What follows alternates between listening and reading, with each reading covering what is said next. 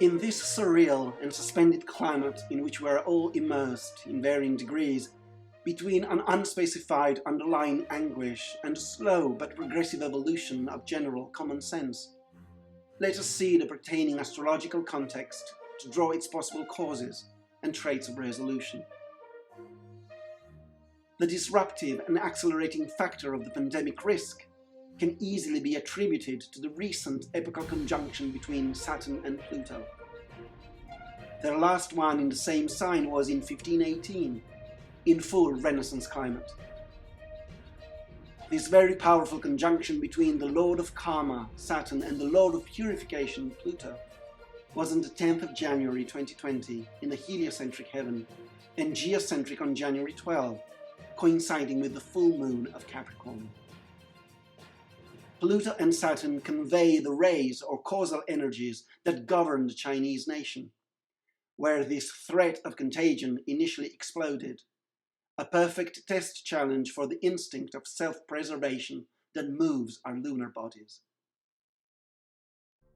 Esoteric philosophy thus defines the vehicles or bodies of the human personality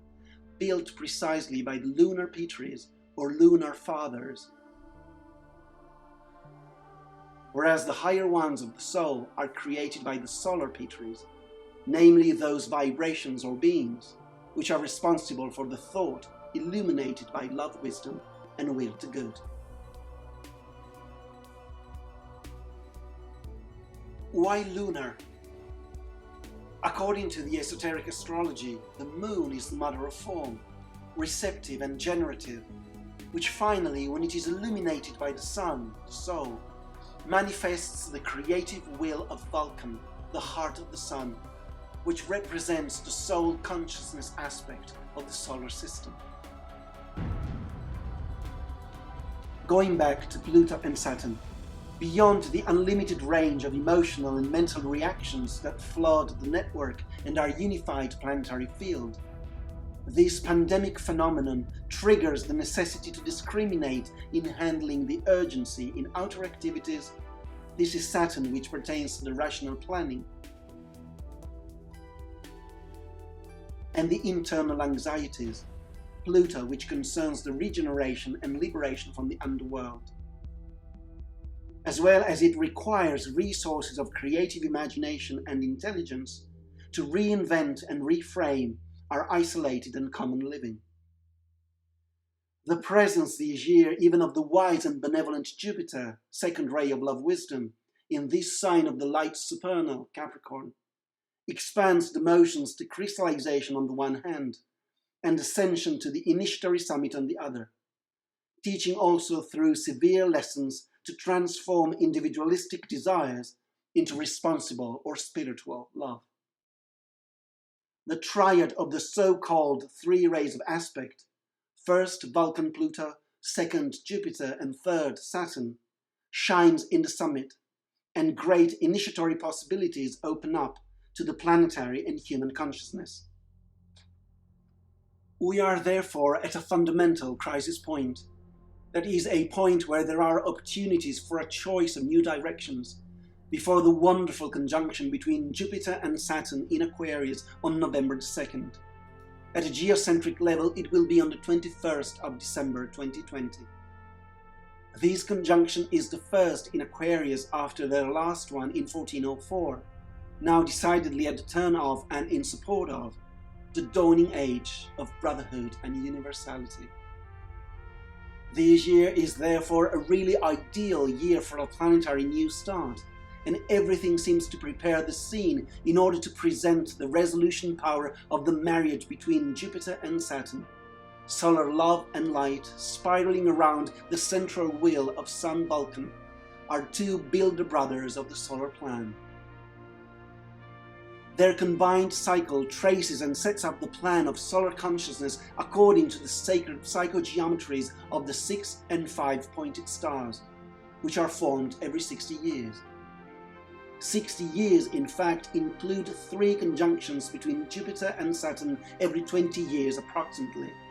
and these 3 outline the circle of the zodiac, the triangle, the first surface, while the oppositions draw another symmetrical triangle. 2020 is therefore the year of the closure in the sign of Aquarius of the initiatory star of Jupiter-Saturn, started in 1961 with their conjunction in Capricorn, the 34th star of 60 years since the first advent of Christ.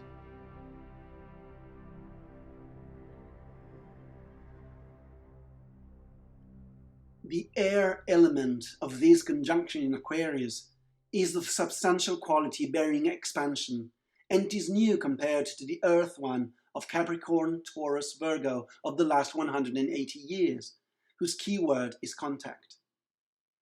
Stars consecrated to the summit in Aquarius will therefore begin in 2020, 2080, 2139 and in 2199. And these evolutionary impulses will guide humanity towards universal service through group consciousness, towards universal brotherhood, golden cooperation, clarification and distribution of knowledge, all qualities consecrated to the sign of Aquarius.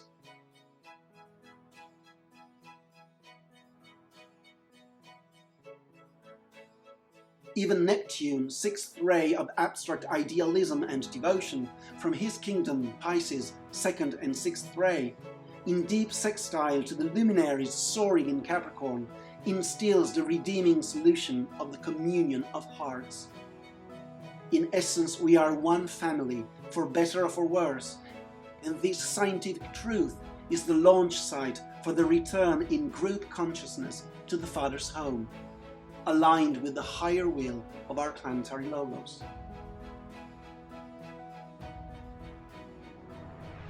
The heliocentric perspective from which these readings of the heavens set off, as if the heart of humanity was already at the center, that is the sun, soul, leading the planet,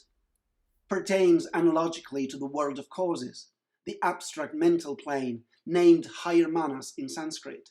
that makes up that extremely subtle vibration or energy substance of which the human soul or egoic body and lotus are constituted, that group consciousness able to recognize through wisdom the common good. The geocentric level, which pertains to the precipitation of the energies on the planet up to the individual level, presents a much more tense situation. The heaven of the equinox is consecrated to the Aries-Libra electric axis, those two signs, the Alpha and Omega, that transmit the first, third, seventh ray, and vector of the supreme and initiating energies of the Great Bear, the source for those 7 rays of life which inform all the forms of our solar system. In this unique equinox, Mars, the god Aries, ruler of Aries, is also in Capricorn in exaltation and in conjunction with Jupiter and Pluto, while Saturn is about to enter Aquarius for the first time. Mars, lord of conflict but also of desire, which translates the wheel of Vulcan into action, governs the solar plexus of ordinary humanity, and therefore is the great motor and thermometer of human general feeling.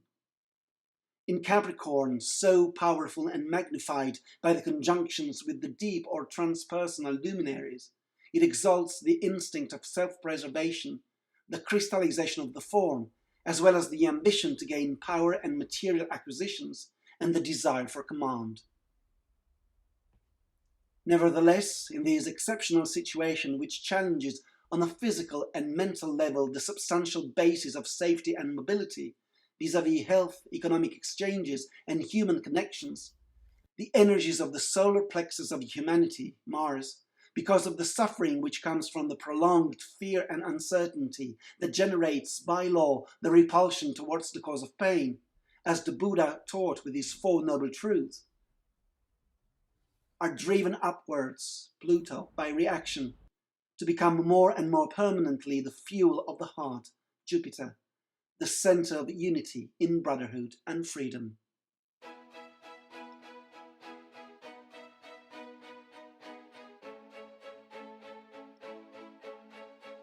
The other planets of the equinoctial impulse assist this constructive renewal.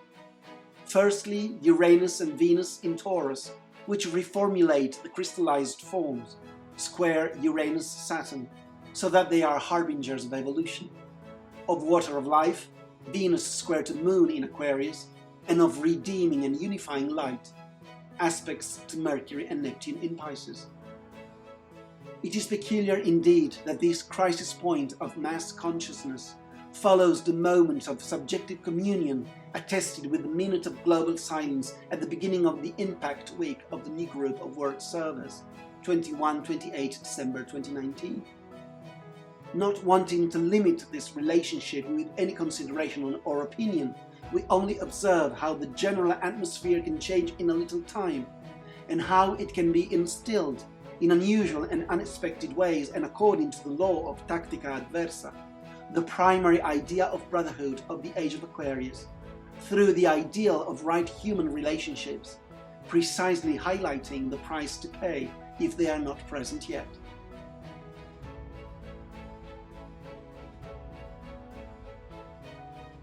Exemplary is the emergence of the inconsistency of borders, whether they are individual, regional or national, and of the absurdity of insulating walls, driven by the desire to maintain possessions and not to protect, which is always a sacred and unifying action, never a divisive one. These are unique times, yes tragic yet glorious, that lead painful humanity to recognize itself as one, to transform uncertainties and doubts in the light of wise discrimination, fear and anguish in courage and loving detachment, aggression and hatred in the will to good. In a word, we are moving ever more consciously and united towards liberation from the heresy of separativeness and the illusion of death.